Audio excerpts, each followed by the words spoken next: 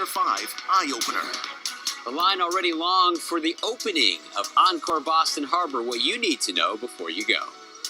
A warm and sunny ending to your weekend when our next storm threat returns. And a murder mystery in a small town. What we have learned about the victim and the investigation. You made it to 6:30 a.m. and look, if you're getting over the bridge, not a lot of traffic on Cape Cod over the Bourne Rotary there.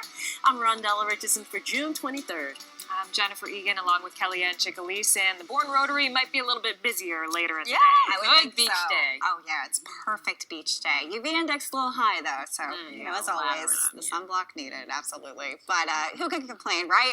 It's already feeling a bit warmer out there in Boston. We're at 67, but we do have a few cool spots still. Right now in Concord, it is 49 degrees, low 50s, stretching from Jeffrey out into Orange. 63 in Hyannis. Not a bad start on the Cape right now. Wind is a bit breezy. It's at 12 miles per hour. That's the sort of wind we're expecting for much of today. But with temperatures warming up, that wind will feel nice and relieving. Now, as we move into the dew points here, look how low it is. That just shows how low the humidity is today and will be again for tomorrow. All this humidity we have down to our south and west, these higher dew points in the 60s and 70s, that's creeping in by Tuesday. Sunny skies overhead today, and unlike yesterday, you don't have to worry about those dark storm clouds rolling in and interrupting your plans as we hold on to nice calm outlook today. High temperatures reaching into the 80s. Big changes in the work week ahead with our next storm threat, though. Stick around for that full 7-day. Rondella and Jennifer. Kellyanne, thank you. The first resort casino in Greater Boston is getting ready to open its doors. Right now, final preparations are underway at the more than $2 billion facility. The Eye Opener's Josh Brogadier is in Everett this morning with what to expect today. Josh. Yeah, Rondella and Jen, you got to expect a little bit of everything today. You know, you do a lot of planning to make sure everything's in place, but then, who knows? And this opens up in just a few hours, but you can see the line already long to get in. People have been here for hours already. And security is in place as well. You can see some private security standing over here. There are police officers here as well. So expect a large police presence for opening day, along with Encore's private security team to handle traffic and crowd control, which is expected to be 50,000 people. State Police, Everett, and Boston Police will be patrolling the waters not only today but going forward as well. Heavy traffic is expected, so the advice is to take public transportation like the water shuttles from Boston or the free shuttles from the Wellington and Malden Center MBTA stations on the Orange Line, and today from Wonderland as well on the Blue Line. There are only about 3,000 parking spaces directly on the property, and parking on neighborhood streets is not an option. Use the parking lots, use the public transportation, but don't just dump the cars in the neighborhoods, please. The grand opening is scheduled for 10 a.m. today with a special ceremony beginning at 9:30. There are a lot of events going on today. As we said, this line is forming. Some people here yesterday. Most of them, though, did arrive this morning. They're excited. There's going to be a special event happening at about 10 o'clock. They don't want us to reveal too much information about that, but it will be pretty exciting. Of course, we're live in Everett. Josh Brogadier, WCVB, News Center 5. So much anticipation. Thanks, Josh. Well, let's take a look at the state's newest casino by the numbers. There are more than 3,100 slot machines, 144 table games, and nearly 90 poker tables. You can indulge at more than a dozen restaurants inside the casino. There is also a salon, a spa, and a fitness center. As for parking, there are nearly 3,000 parking spaces. That's not many.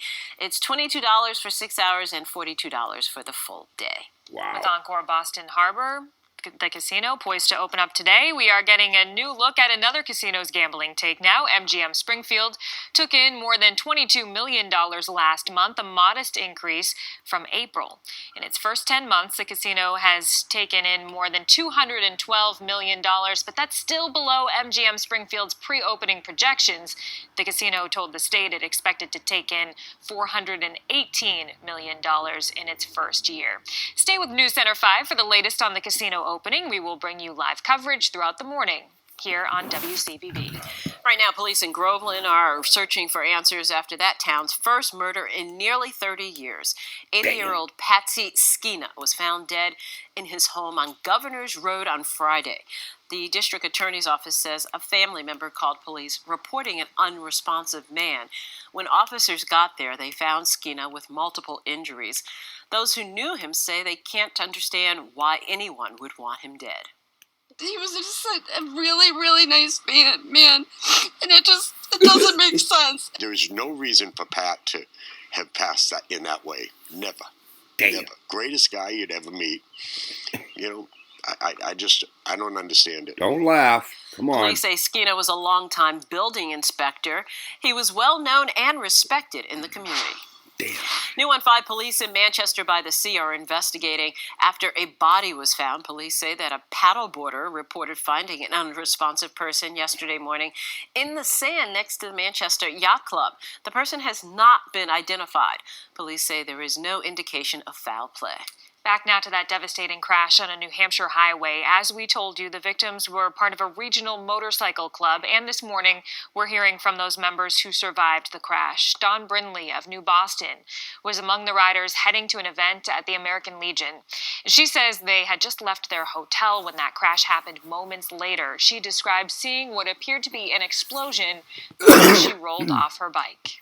I was on the inside and I saw the truck, I don't even know, it just all fire, it just exploded, and I just laid my bike down, and I just rolled, and I just looked around, somebody helped me up, and I just was hysterical.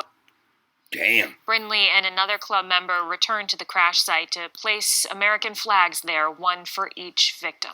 Scooby snack. Video captures flames pouring from a trolley bus. This happened on 93 North last night.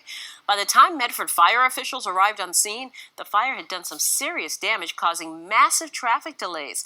The driver was the only person on board and fortunately exited the trolley safely. Right now, investigators are out trying to figure out what sparked a fire at a mixed-use building in Lawrence. Flames just engulfed this porch at this home on Lawrence Street yesterday afternoon. It quickly grew to 3 alarms, no injuries reported. But when firefighters arrived on scene, they struggled to get water. It's because someone had illegally parked in front of the nearest hydrant. Sure. They evacuated everyone, and the fire was just on more than we could handle. The fire chief says the owner of that car will likely be cited. A laser pointer aimed at a small Coast Guard boat on patrol. It happened on board a Steamship Authority ferry on Friday night. The Cape Cod Times reports that a young man aimed a laser at the bridge of a nearby vessel and while the ferry was preparing to dock in Woods Hole. Passengers were not able to disembark until that young man came forward. It's unclear if he's going to face any charges. Get the fuck Commitment out of 2020 here. now. As the Democratic presidential Fucking candidates Christ. prepare to debate this week, at least the 20 that made the cut. A poll from Suffolk University and USA Today shows that Joe Biden's holding the front-runner spot by double digits. But some interesting things happening just below him. Bernie Sanders in second place at 15%. Jesus. Then it's a surging Elizabeth Warren at 10%, followed closely by Pete Buttigieg and Kamala Harris. For Joe Biden, his lead is predicated on really a couple of important things. Number one, he's a well-known quantity. Number two, he owns the middle. And then you've got the progressive part of this, which is shared by the other 4. So Shut that's the a fuck up, dynamic you I think lying that piece of shit. other candidates are going to have to Fucking navigate idiot. a little bit better. And so they have. That's David Paleologos of With a Suffolk little University fucking who bing conducted bow. the poll. His numbers show high interest in the double-headed debate. Catch Paleologos on the record this morning at 11, followed by catch it Matter while of nobody Fact watches. with Soledad O'Brien The and bing City bow. Line at noon. Fire at a college in western Massachusetts. Yeah, where it started and the damage after the flames. And a surprise for the Mass Maritime Academy, the critical upgrade that's in the works. Plus, a unique estate sale is underway this weekend. A chance to buy a Boston sports legend's stuff. It's officially summer, and it's going to feel like it today. The warm-up that's in store for us, plus the wind, how that will be more of a factor heading into this afternoon. Let's get outside right now. Live look in Boston. Weather whore. I mean, just soak that in. It is just an absolutely beautiful start out there. And unlike yesterday, you don't have to worry about storm clouds rolling in this afternoon. Such a good little weather whore. Sure, she'll be pregnant in 3 fucking months like every other fucking woman on TV, which is so ridiculous. Bunch of crap. People believe that fucking shit like it's real. Yeah, but I get getting aggravated.